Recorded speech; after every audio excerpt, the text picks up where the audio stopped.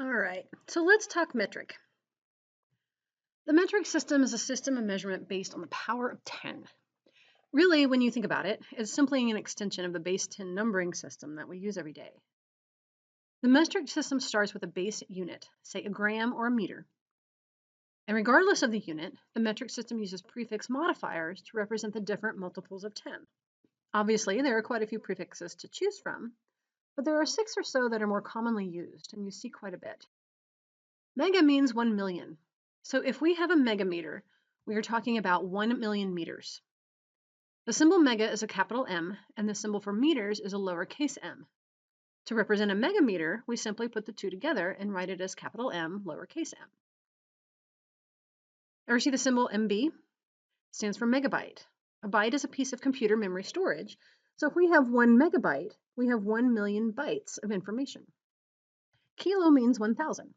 So 1 kilometer is a measure of 1,000 meters. Now, a meter is a pretty big thing, so we can also talk in terms of parts of a meter. Centi means 1/100th. So if we were to take a meter and divide it into 100 parts, we would be measuring a centimeter. Milli means 1,000th, so we divide our meter into 1,000 parts and we have 1 millimeter.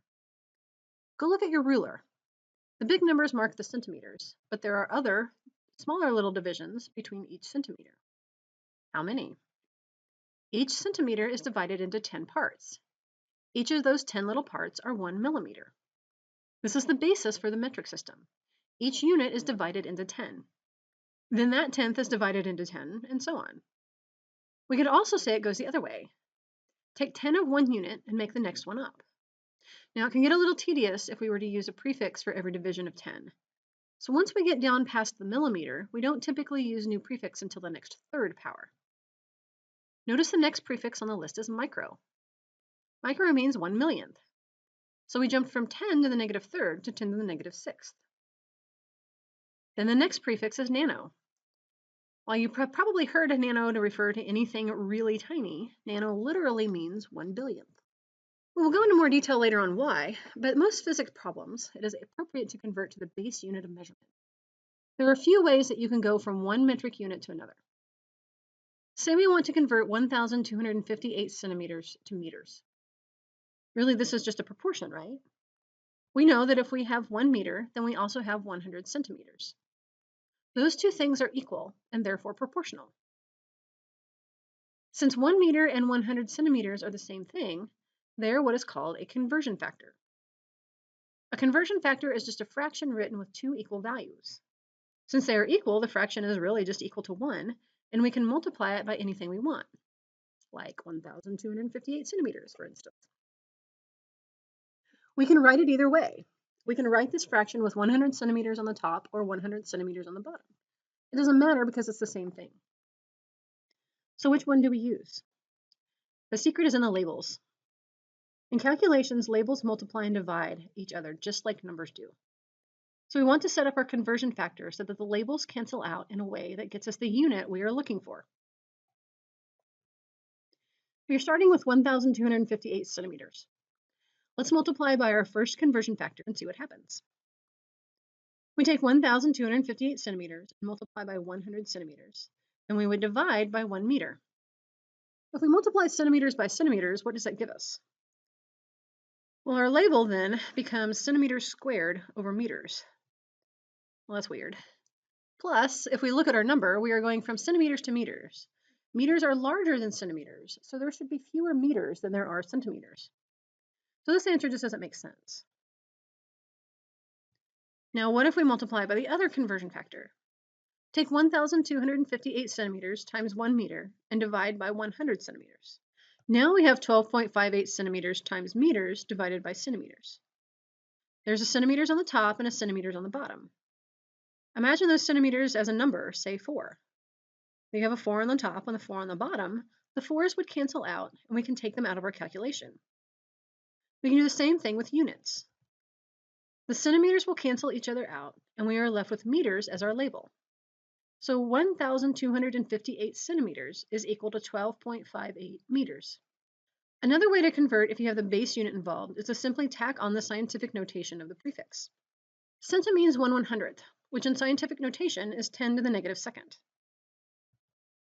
So 1 centimeter is equal to 10 to the negative second meters. Just write the number of centimeters that we have and add on the 10 to the negative second. Multiply that out and you have 12.58 meters. Now, what if the problem doesn't have the base unit in it? What if we want to know how many kilometers is 1,200? Oh my gosh. What if we want to know how many kilometers is 1,258 centimeters? Well, we have a couple options here. We know that 1 kilometer is equal to 1,000 meters, and we know that 1 meter is 100 centimeters. We can set this up as a two-step problem by converting the centimeters into meters and then converting those meters into kilometers. But we can also set this up as a single problem and make one big chain of conversion factors. I really like this method. I'm not sure why, but it just really makes me happy. Anyway, start with what we were given. We have 1,258 centimeters, and we're trying to get kilometers. Start by multiplying the conversion factor for centimeters to meters. Then multiply the conversion factor for meters to kilometers. To solve this, multiply all of the numbers on the top and divide by all of the numbers on the bottom. So 1,258 times 1 meter times 1 kilometer, divided by 100 centimeters, divided by 1,000 meters. Cancel out the units. We have a centimeter on the top and a centimeter on the bottom, a meter on the top and a meter on the bottom. That leaves us with a kilometer on the top, which is exactly what we were looking for. In the end, we find 0.01258 kilometers. We can also use this method to convert between similar units that are not a part of the metric system. Say we want to know how many kilometers there are in 348 miles. We can look up the conversion and find 1 mile is equal to 1.60934 kilometers. Then set up the conversion factor so that kilometers is on the top. Miles cancels out, and we multiply across to find 560.05032 kilometers. All right, that's a lot of decimals. What are we going to round to? 348 miles has 3 significant figures, and our conversion has 6. So we would round to 560 kilometers. But wait, 560 with that 0 there is only 2 significant figures. How are we going to show it as 3? We can't add a decimal and add a 0 because that would make 4 significant figures. But this is the situation where we simply add a decimal to the end of the number. It looks a little weird, but the decimal indicates that the 0 is in fact significant in this calculation. So here's a fun one. How many seconds are there in a year? Well, 1 year is 365.25 days. 1 day is 24 hours. 1 hour is 60 minutes, and 1 minute is 60 seconds. So make a nice little train of conversion factors. Pay attention to the units and make sure they cancel properly. Pay attention to the units and make sure they cancel properly. And we find 31,557,600 seconds.